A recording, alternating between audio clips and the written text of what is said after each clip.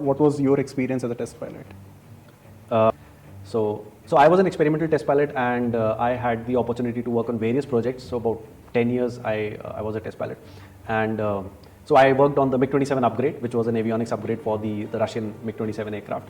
Then we have this airborne early warning and control system aircraft called the Netra. So it was a Embraer 145, which is a Brazilian aircraft, and this project was handled by DRDO.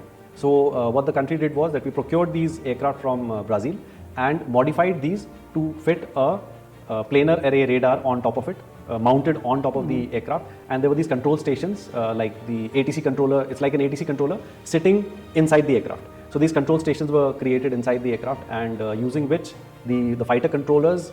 So when this aircraft is flying, it is going to have a much bigger area of detection and pickup. So it can pick up the enemy aircraft, it can pick up its own aircraft, and then these fighter controllers which are sitting inside the aircraft on those control stations, they can guide our own aircraft onto the enemy aircraft, or give them area clearance as to if it's a strike going into the enemy territory.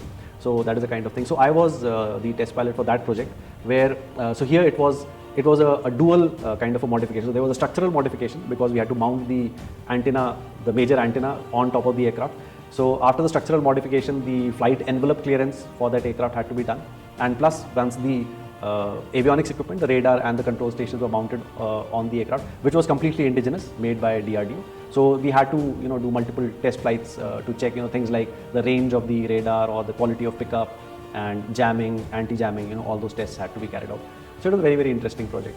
And then NAL, National Aerospace Laboratory, they were working on an aircraft called Saras. So it was one of the first prototype transport category aircraft, which the project is still going on because it's kind of the first project of that category that our country has undertook. So I was a test pilot for that also for quite some time. So these were the major projects that I did. Other than that, a lot of small integrations on various aircraft also was done.